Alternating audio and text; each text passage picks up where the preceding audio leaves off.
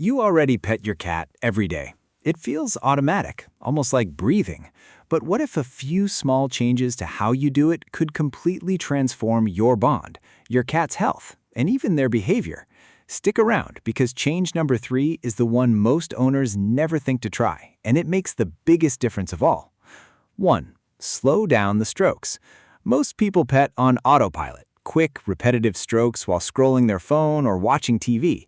It feels like affection, but to your cat, speed matters more than you think.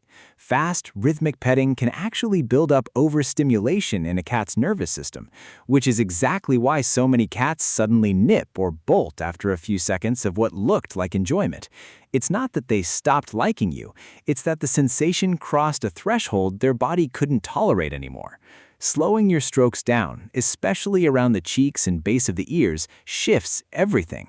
It mimics the slow, deliberate grooming cats do with each other, the kind reserved only for trusted companions, not casual acquaintances.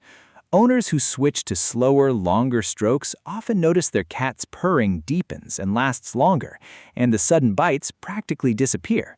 It's not about petting less, it's about petting like you actually mean it. 2. Watch the tail, not just the face. Here's something almost nobody checks. Your cat's face can look completely relaxed while their tail is already sending a warning. A slow, exaggerated tail flick or a sudden thump against the floor is often the very first sign that petting has gone on too long, well before any growl or swat shows up. Most owners miss it completely because they're focused on whether the cat is purring or leaning in, not on what the tail is doing 3 feet away, quietly telling a different story. Learning to read that signal changes the entire interaction. The moment you catch that first flick and pull your hand back, you're telling your cat something powerful, that you listen before they have to escalate to a bite or a swat to be heard. Cats that feel heard like this become noticeably more relaxed around touch over time, not less, because they no longer have to defend their own comfort. Quick pause. If you're already noticing things about your own cat you never paid attention to before, drop a like and subscribe. This channel is all about helping you understand what your cat has been trying to tell you the whole time. 3.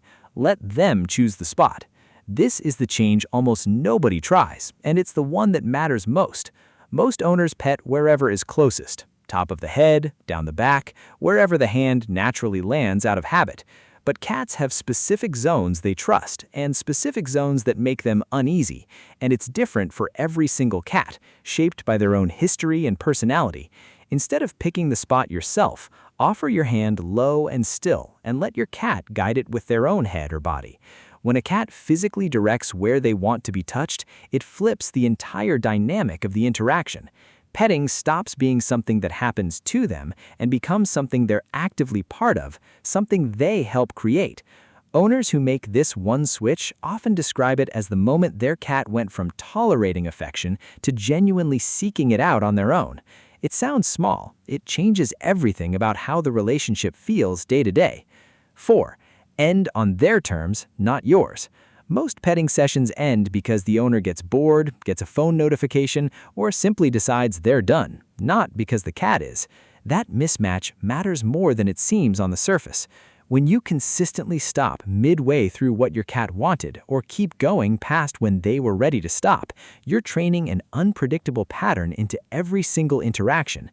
Instead, watch for the small signs that a session is naturally winding down, a slower blink, a shift in position, stillness instead of leaning in, and let your hand pull away right there before they have to ask. Ending on their terms, even a few seconds earlier than you'd like, builds a kind of trust that compounds every single day. Cats remember which hands respect their limits, and those are the hands they come back to again and again without hesitation. Here's what ties all 4 of these together. None of this is about petting more or petting less. It's about petting with attention instead of habit, presence instead of routine. Your cat has been giving you signals this entire time, in their tail, in their pace, in the exact spot they lean into or pull away from. Most of it just gets missed in the rush of daily life. Try just one of these changes today and watch how quickly your cat responds.